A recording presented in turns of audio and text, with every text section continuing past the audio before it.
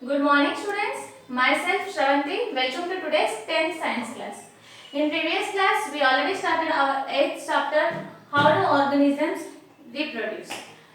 In that we completed asexual reproduction. In asexual reproduction only single organelle participates in reproduction to form new generations. Now today we are going to discuss sexual reproduction. In sexual reproduction two organisms used to participate in sexual reproduction to give the new generation. Why the sexual mode of reproduction is important? If the organism is already participating in asexual reproduction, again why it needs the sexual reproduction? Because to improve the variations and to survive in the changing environment, it needs the sexual reproduction. Sexual reproduction in plants, flowering plants. Plants which are flowering, they only can participate in the sexual reproduction. In sexual reproduction, flowers are the sexual organelles of the plant, and if the plant is having different flowers, one is having only male organelles and other one is having female organelles, that type of plants, for example watermelon, these flowers are known as unisexual flowers. The plants which are having different flowers, male flower different and female flower different, that are unisexual flowers. And if the same flower is having both male and female organelles inside it, that are called bisexual flowers. Example hibiscus.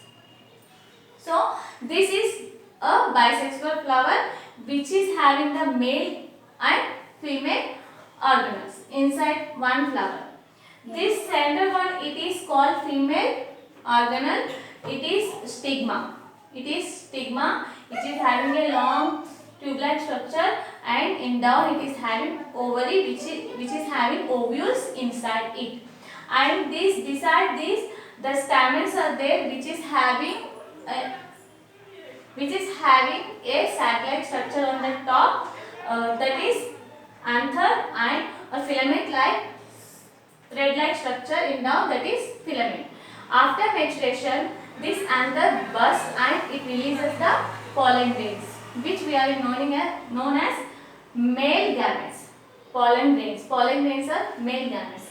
When these pollen grains reach the female organelle, the stigma, it produces the pollen tube. This pollen tube reaches to the ovary, and there the ovules get fertilized by the nucleus which is coming from the pollen grain. If the flower is having stamens, if the flower is having stamens and stigma together, okay, in this case most probably it takes place the self-pollination. What is meant by self-pollination? Means the pollen grains of same flower reaches the same stigma is self-pollination. In these flowers also cross-pollination will happen. Cross-pollination means other flower pollen grains reach the stigma of another flower, that is cross-pollination. So like this the pollination takes place in the flowers. After pollination, the egg get fertilized, this ovule become the seed, that ovary converting into a fruit, and other flower parts they will shrink and they will fall out from the flower, and few fruits are having remaining parts along with them, like guava. Okay, if you will observe the guava fruit, the stamens are present on the top of that fruit. So this is the sexual reproduction in the plants. And sexual reproduction in human beings are there. Further I will send you one link. See that. If you are having any doubt, in next class we used to discuss about human sexual reproduction. Thank you. Have a nice day.